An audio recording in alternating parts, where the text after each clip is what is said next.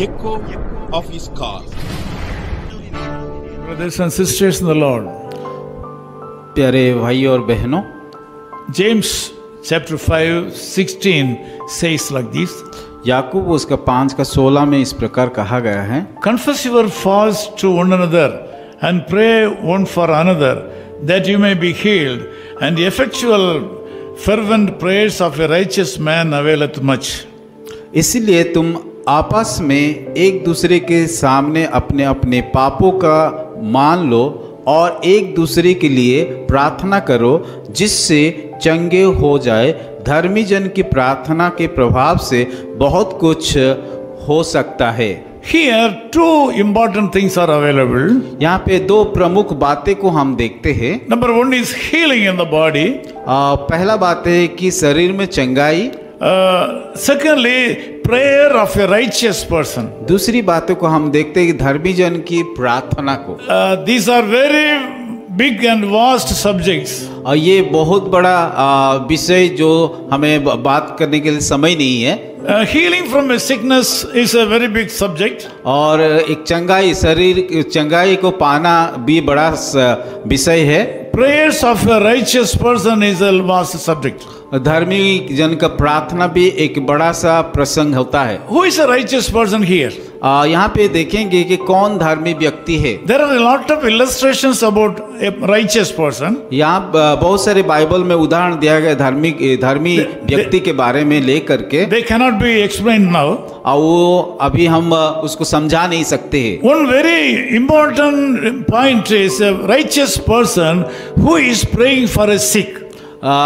धर्मी व्यक्ति किसको कहते हैं? जो कि बीमार व्यक्ति के लिए प्रार्थना करता है। If you want to get divine healing, we should confess our faults to one another. अगर हम की चंगाई को पाना चाहते हैं तो हम एक दूसरे को अपना अपना पापों की मानना चाहिए। Also, the righteous person who is praying for a sick person also should confess his faults to one another. धर्मी जन जो भी प्रार्थना करता है कि दूसरे के चंगाई के लिए, वो भी एक दूसरे के लिए के जा करके अपना पाप को अंगीकार करना चाहिए। The important content of an effectual prayer is confessing sins. और धर्मी जन का प्रार्थना जो प्रभावशाली प्रार्थना होता है, तो यहाँ पे हम देखें तो एक दूसरे का किए जा करके अपना पाप को अंगीकार करना चाहिए। If you are sick in this morning, अगर आज की सुबह आप लोग बीमार में हो, if you want to get a special divine healing from the Lord, अगर परमेश्वर से चंगाई पाना चाहते हो,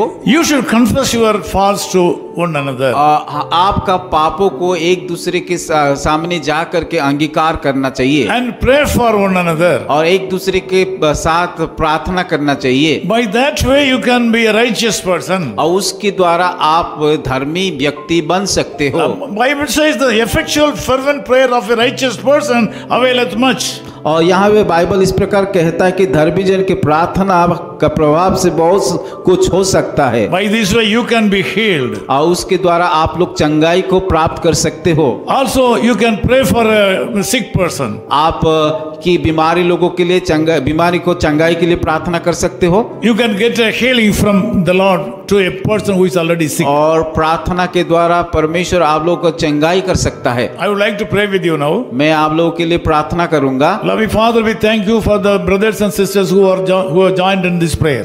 धन्यवाद करते हैं खुदा, जितने लोग हमारे इस कार्यक्रम में योगदान किए हैं। Some of our brothers and sisters are sick in this morning. आज के सुबह बहुत सारे भाई और बहनें जो कि बीमार में हैं। Some of them may be in the hospital. और कोई तो अस्पताल में है। Some may be in a house and they may not be able to walk properly. शायद कोई तो अपने घर में है और ठीक रीति से चल नहीं पा रहा है। They may not be able to eat properly. और ठीक से खाना नहीं खा पा रहा है। They may be under treatment. और वो लोग इलाज कर रहे हैं। Lord, whatever the case may be, you are the Lord who can heal them right now. चाहे जिस प्रकार का कारण भी हो, इस समय हम प्रार्थना करते हैं कि उन लोगों को चंगाई दीजिए। Lord, make them to confess their sins to others. प्रार्थना करते हैं कि ताकि वो सारे लोग एक दूसरे के साथ जाकर के अपना पापों को अंगीकार Let करें these people to pray for one another.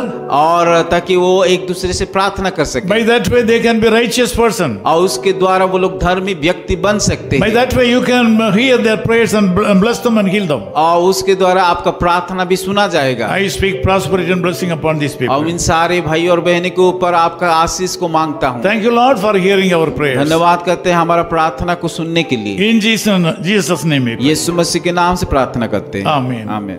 His call minister is 10 Muhammad Abdullah 2nd Street, opposite International Cricket Stadium, Chepauk, Chennai 600005, India. Phone 9144 2852 8282. Mobile phone and WhatsApp 91 98412 71858. Email sam@echoofhiscall.org. Website www.echoofhiscall.org. God bless you.